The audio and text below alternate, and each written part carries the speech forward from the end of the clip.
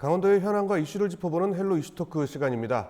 최근 정부가 지방 소멸 대응 기금을 각 지역에 배분한 데 이어 내년부터는 납세자가 자신이 태어나 자란 고향이나 관계가 깊은 지역을 선택해 기부할 수 있는 고향사랑 기부제가 실시돼 주목받고 있습니다. 강원도에서도 조례제정과 기금 운영 심의위원회 등을 구성할 계획이라고 하는데요. 헬로 이슈토크 이번 시간에는 고향사랑 기부세, 일명 고향세에 대해 알아보도록 하겠습니다. 이 자리에 한라대학교 ICT 융합공학부 박상원 교수 나와 계십니다. 네, 안녕하십니까? 네, 안녕하십니까? 자, 먼저 이 소멸 위기에 놓인 지방의 이 열악한 재정 확충을 위해서 하는 방안으로 제시되고 있는 이 고향사랑 기부세 내년부터 시행되는데요. 먼저 이게 좀 어떤 건지 좀 소개 좀 해주세요. 네, 기부자가 주민등록지를 두고 있는 광역자치단체나 기초자치단체를 제외하고 타 시도 또는 시군에 기부를 하면 해당 자치단체는 기부금의 30% 이내에서 지역 생산자로부터 답례품을 구입해서 기부자에게 제공할 수 있습니다. 또한 기부자는 기부한 금액에 대해서 소속 자치단체와 정부로부터 세액공제 혜택을 받을 수 있습니다. 10만 원까지는 전액공제가 되고 10만 원부터 500만 원까지는 16.5%의 세액공제 혜택을 받을 수 있습니다. 그러니까 10만 원을 기부를 하면 기부자는 13만 원에 해당하는 혜택을 받을 수 있는 것이죠. 고향사랑 기부제의 도입 배경은 지역의 인구 감소가 심각하고 수도권과 지역 경제 격차가 심화되면서 지방 재정이 상당히 열악한 그런 상황을 맞이하면서 지역은 소멸 위기로 치닫고 있는 그런 상황이 지금 오늘의 현실이라고 볼 수 있습니다. 그래서 고향사랑 기부제를 통해서 열악한 지방 재정을 보완하고 또 지역 경제 활성화를 도모하고자 하는 도입 목적을 가지고 시행하는 제도입니다. 예, 그렇군요. 말씀하신 것처럼 이제 열악한 지자체들의 세수 확보가 좀 기대되는 방안인 것 같은데 이게 좀 오래전부터 도입 필요성이 강조돼 있었는데 쉽지 않았던 것 같아요. 이제 과정도 좀 살짝 좀 말씀해 주세요. 원래 고향세라는 거는 2007년 대선을 앞두고 이제 문국현 창조한국당 후보가 도시민이 내는 주민세의 10%를 고향으로 돌려보내자라는 것부터 시작이 돼서 몇 차례의 그 입법 법안이라든지 이런 것들이 이제 국회에 발의가 됐지만 결국 도입이 되지 못했습니다. 지난 20대 국회에서도 고향세와 관련된 법안이 14개 14건이나 접수가 됐지만 결국 이제 회기 만료로 폐기가 되고 21대 국회에서도 5개 법안이 이제 발의되었는데 국회 행정안전위원장의 통합법안으로 해서 고향사랑 기부금에 관한 법률이 작년 9월 말에 국회 본회의를 통과하였고 최종적으로 10월 19일 국무회의 의결을 거쳐서 재정 공포가 되었습니다. 당초 입법 법안에는 상당 부분 후퇴한 부분이 있습니다. 기부금 상한액을 당초 3천만 원 정도까지는 기부할 수 있도록 한 것이 500만 원으로 제한되어서 법사위에서 제한된 그런 것들이죠. 본 제도의 본격적인 시행은 이제 올 한 해 준비 기간을 두고 내년 1월 1일서부터 본격적으로 시행이 되는 제도입니다. 그렇군요.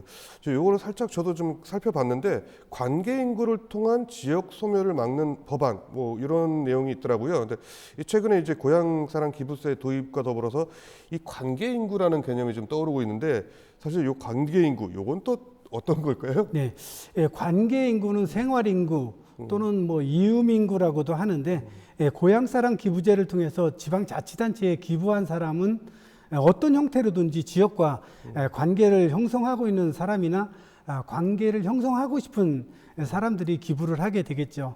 그 중에는 단순히 지역 특산물을 받고 싶어서 기부하는 사람들도 있겠지만 어쨌든 이렇게 기부한 사람들은 지역에 관심을 갖고 있는 사람들이기 때문에 고향사랑 기부제를 통해서 기부한 사람들을 지속적으로 관리하면서 지역 현안에 관심을 갖도록 하고 그렇게 관심을 갖게 되면서 궁극적으로는 지역으로 정착을 유도하는 그런 것들이 이제 관계 인구의 정의라고 이렇게 볼 수가 있습니다. 관계 인구의 뭐 정의를 좀 더 구체적으로 살펴보면 지역에 거주하는 정주 인구와 관광객과 같은 유동인구 사이에 위치하는 것을 이제 관계인구라고 합니다.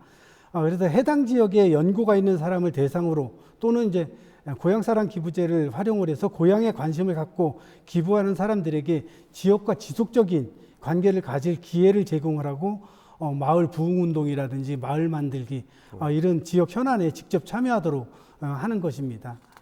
그렇군요. 근데 이제 결국 지역에 살고 있지는 않지만 또 지역의 다양한 형태로 이제 관계를 맺는 사람들을 늘려나가자는 것인데요. 자신이 마음에 드는 지역을 주말마다 방문하거나 아니면 자주 방문하지는 못하더라도 지역을 응원하고 싶은 사람들이 많아지도록 하고 궁극적으로 관심 있고 애정이 있는 사람들을 지역으로 이주 내지는 정착하도록 유도하는 것이 관계 인구의 궁극적인 목표라고 볼 수가 있습니다. 그렇군요. 예를 들어 서울에 살고 있지만 고향이 굳이 강원도가 아니더라도 강릉이나 이런 것이 좋다. 그래서 난 거기에 대해 관심이 있으면 거기 고향세를 기부할 수 있는 그런 고향세를 기부하면서 그래서 이제 지역에서는 그 고향세를 기부한 사람하고 계속 지속적으로 관계를 형성시키면서 지역의 현안에도 참여시키는 그런 제도라고 볼 수 있습니다. 주민보다는 덜 친하지만 관광객보다는 조금 친한 이런 걸로 볼 수 있겠네요. 그렇죠. 네, 그렇군요. 자, 또 우리 지역과 이제 관계 있는 사람들이 기부를 함으로써 이제 세수 확보도 하고 이 지역의 상품도 좀 알려나간다는 건데 이 강원도가 걷게 될 고향세 규모 좀 어느 정도로 좀 추산하고 계신가요? 이제 많게는 2,500억에서 적게는 한 450억 규모를 이야기를 하는데 우리가 아직 걸어가지 않았던 길이기 때문에 속단하는 것은 금물이라고 생각을 합니다. 일반 국민들이 고향사랑 기부제라는 것이 무엇인지 또 정말 기부를 하면 기부금을 돌려주고 기부금에 해당하는 그 30%의 답례품을 수령할 수 있는 것인지 이런 것들을 잘 인식하지 못하고 있는 게 또 지금의 현실이기도 합니다. 그래서 어려운 부분들이 상당히 많이 있는데 다만 선행적으로 실시하고 있는 일부의 경우를 분석을 해보면 상당 부분 파급 효과가 미칠 수 있다고 생각을 하는데 이러한 것들이 확실하게 이제 활성화되기 위해서는 개인을 대상으로 하는 고향사랑 기부제에 한 발 더 나아가서 기업도 참여할 수 있는 기업한 고향사랑 기부제라든지 크라우드 펀딩, 크라우드를 통해서 펀딩을 모집할 수 있는 크라우드 펀딩 고향사랑 기부제도 이렇게 확대 실시하는 것들이 필요하다고 생각을 합니다. 더 중요한 것은 현재의 전액 공제 범위를 지금 이제 전액 공제 범위가 10만 원인데 10만 원을 20만 원이나 30만 원으로 상향 조정하는 것이 필요하다고 생각이 됩니다. 이렇게 되면은 현재 예상되는 것보다 훨씬 더 많은 3배, 4배까지도 고향사랑 기부제가 활성화될 것으로 기대가 되고 있기 때문에 이렇게 모집한 재원을 바탕으로 해서 지역에서는 다양한 지역 현안 사업들을 추진을 할 수가 있습니다. 교육이라든지 문화, 육아 등 이제 지역에서 재원이 없기 때문에 추진하지 못하는 그런 사업들을 집행할 재원으로 활용할 수 있는 그런 것들이 이제 기대가 됩니다. 네, 그렇군요.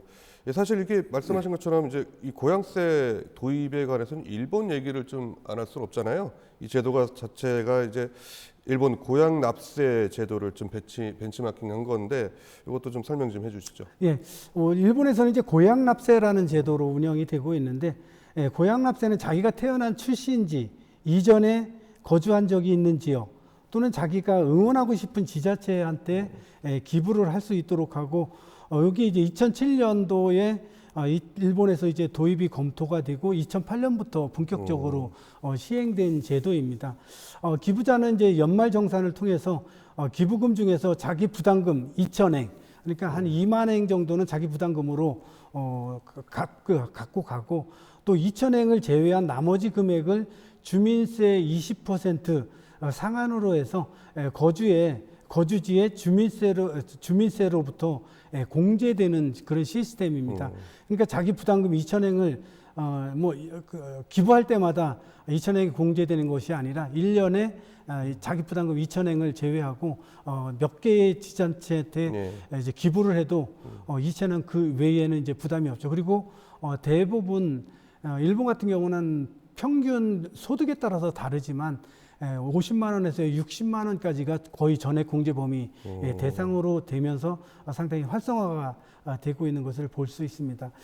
고양 납세는 이제 실질적으로 세금이 거주지로부터 기부를 받은 자치단체로 이전되는 효과를 보이면서 지역 간, 특히 이제 수도권이라든지 대도시하고 지방, 그리고 이제 이런 지역 간의 재정 불균형을 해소할 수 있는 제도 도입 및 운영이라는 차원에서 큰 의미를 찾을 수가 있겠습니다. 또한 기부를 받은 지방자치단체는 기부제에 대해서 이제 감사 표시로 지역 특산물을 기부금의 30% 범위 내에서 제공을 할 수 있는 이런 상황입니다. 네, 그렇군요. 이게 또 일본에서는 이미 10년 전 2007년에 검토되고 2008년부터 도입됐다는데 10년이 넘는 기간 동안 뭐 시행착오도 좀 많이 겪었을 거고, 근데 요즘에는 참여율이 좀 상당히 높아지고 있다는 얘기도 들었어요. 예, 그렇습니다. 2022년 7월 29일 이제 총무성에서 고양 납세 제도에 대한 그 실적을 발표를 했는데 2021년 추진 실적은 기부 건수, 그러니까 올해 발표를 했지만 이제 통계는 작년 통계가 되겠죠. 근데 2021년 추진 실적을 보면 기부 건수가 4,447만 건이 됩니다. 그리고 고양 납세 금액은 8,302억 엔. 네. 그러니까 우리나라 돈으로 하면 한 8조 3천억 예. 정도가 되겠죠. 이런 기록을 세우면서 지속적으로 성장을 하고 있는데 2008년 도입 당시와 비교를 해보면 건수로 보면 823배나 증가를 한 것이고요. 기부 금액으로 보면 102배의 그런 증가 실적을 나타내고 있습니다. 그리고 이제 2020년과 2021년에는 급격하게 이제 고향사랑 기부제가 전년도하고 또 비교해서 급격하게 상승을 하고 있는데 아마 이것은 코로나19 상황으로 지역 방문이라든지 여행이 제한됨에 따라서 지역 특산물이라든지 지역 생활용품 그리고 이제 이와 관련된 품목들이 상당히 인기를 얻은 것으로 분석이 되고 있습니다. 건수로 보면은 1인이 다수의 지방자치단체에 기부하는 경향이 있기는 하지만 단순 수치로 보면 일본 인구가 1억 2천으로 보면은 또 건수로 보면 이제 3분의 1 이상이 참여하는 것으로 이렇게 보여지고 있는데 실제로 또 분석을 해보면 고양 납세에 참여한 비율은 일본 전체 인구의 10%가 넘지 않는 그런 상황입니다. 아직도, 그런데도 불구하고 우리나라 돈으로 환산을 하면 8조 원 이상의 규모로 성장을 하고 있는 그런 부분들이 되겠습니다. 네, 그렇군요. 자, 그럼 이제 또 우리 지역 얘기를 좀 해봐야 될 것 같은데, 우리 역시 이 제도를 통해서 좀 지방 소멸을 막는 효과를 볼 수 있어야 할 텐데 강원도는 좀 현재 어떻게 대비를 하고 있나요? 강원도 내 18개 시군에서도 행정안전부에서 제도 시행과 관련해서 이제 조례에 위임된 사항을 이제 표준 조례안을 통해서 시군에서 자체적으로 조례를 제정한다든지 또 준비를 하도록 이렇게 하고 있는데 조례 제정의 문제가 아니고 시행될 경우에 대비해서 답례품을 개발한다든지 어떻게 구체적으로 진행할 로드맵을 짜는 것이 중요하다고 생각을 합니다. 일본의 성공 사례를 보더라도 특색 있는 지역의 답례품에 따라서 유치 실적이 좌우되는 것을 볼 때 이 부분은 상당히 성공 요인의 중요한 요소라고 생각을 합니다. 도내의 이제 마을 기업이나 협동조합에서 많은 지역 특산물이 발굴되고 판매되고 있는데 이런 특산물이 많다고 하더라도 고향사랑 기부제의 답례품으로 그대로 지역에서 생산된 물품이라고 해서 전달할 수 있는 부분들이 아니거든요. 그래서 지역에서 생산 기반을 두고 지역에 이제 지역에서 특산물로 인정된 물품을 답례품으로 제공을 하도록 이렇게 규정이 되어 있습니다. 제품은 많아도 다른 지역에서 생산되거나 원재료가 다른 지역에서 생산된 것들을 중심으로 해서 가공된 제품 같은 경우는 답례품으로 제공을 할 수 없겠죠. 그래서 이런 신중한 접근이 필요한 것이 되겠습니다. 그 특산물이 굳이 아니더라도 뭐 그 지역의 숙박을 좀 할인해주는 할인권을 제공하거나 이런 것도 가능할까요? 뭐 체험권이라든지 네. 지역 관광지 네. 같은 경우 입장권이라든지 이런 네. 것들도 다 연계시켜서 이제 지역 특산물로 해서 이제 답례품으로 제공을 할 수 있습니다. 아, 그렇군요. 자, 이제 또 세수 확대뿐만 아니라 그 이상의 효과를 좀 얻기 위해서는 우리 지역만의 전략을 좀 세워야 될 텐데 이게 어떤 방안들이 좀 필요할까요? 많은 지방자치단체가 앞서서 시행착오를 겪고 싶지는 않은 것 같습니다. 예, 그렇죠. 모두들 다른 지자체에서 어떻게 하는지 그 추이를 관망하고 있는 지자체가 상당히 많은데 이제 고향사랑 기부제 같은 경우 순위의 고착화라는 것이 있습니다. 네. 한번 정해진 순위가 좀처럼 바뀌지 않는데 아무리 좋은 지역 특산물을 가지고 있다고 하더라도 고향사랑 기부제에서 한 번 밀리면 그 상위권을 탈환하는 것이 상당히 어렵습니다. 이런 점들을 간과를 해서는 안 될 것이고 또 고향사랑 기부제를 통해서 관계 인구로 연결시키기 위한 지역의 전략을 강구하는 것이 중요하다고 생각을 합니다. 답례품의 경우도 양질의 답례품, 또 특색 있는 답례품, 아까 말씀하신 체험형이라든지 문화 그 입장권, 그리고 이제 지역의 문화가 반영된 답례품을 예를 들어서 뭐 미용, 양복점, 음식점, 이 노포들이 상당히 많이 있지 않습니까? 네네네. 이런 것들을 좀 발굴을 해서 특색 있는 지역의 특색 있는 그런 답례품들을 좀 발굴할 필요가 있다고 생각이 됩니다. 그러네요. 굳이 농특산물만 생각하지 말고 여러 가지 우리 지역의 강점들을 좀 활용하는 것도 방법 중에 하나가 될 수 있겠네요. 네, 그런 품목들이 네. 대부분 인기를 얻고 있는 것이 현실입니다. 야, 그렇군요.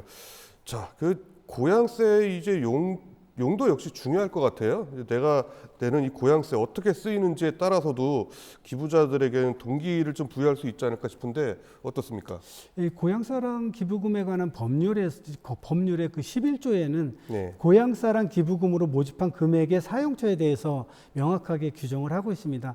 뭐 사회적 취약계층의 지원이라든지 청소년의 육성 보호, 지역 주민의 문화예술 복원 등의 증진이라든지 또 시민 참여, 자원봉사 등 지역 공동체 활성화를 지원하는 사업, 그리고 이제 그 밖에 주민의 복리 증진에 필요한 사업으로 이제 한정을 하고 있습니다.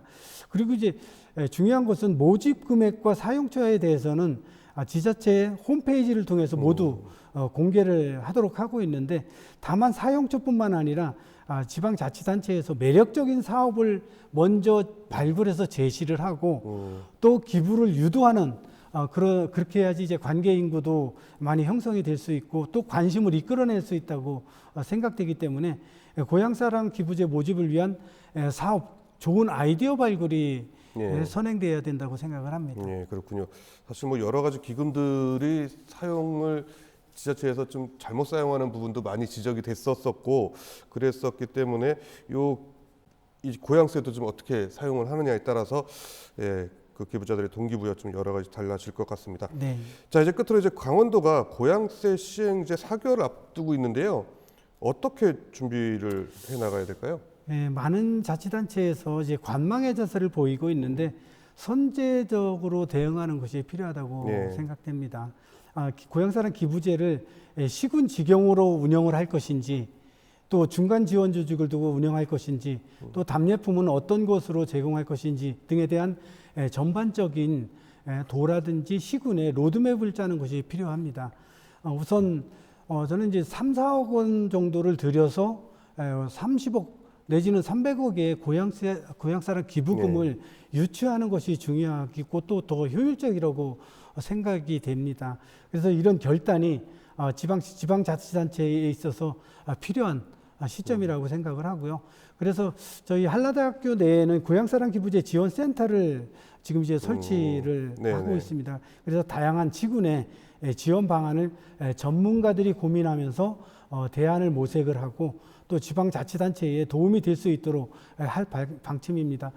뭐 고향사랑 기부제를 어떻게 해야 될지 지방자치단체에서 고민을 하고 계신다면 저희 센터로 연락을 하시거나 저에게 연락을 주시면 될 것 같습니다. 네, 그렇군요. 많은 고민들이 앞설 텐데 함께 좀 고민하는 시간들도 좀 많이 필요할 것 같습니다. 교수님 오늘 말씀 감사합니다. 네, 감사합니다. 네, 한라대학교 박상원 교수와 함께한 헬로 이슈토크 여기서 모두 마치도록 하겠습니다. 시청해주신 여러분 고맙습니다.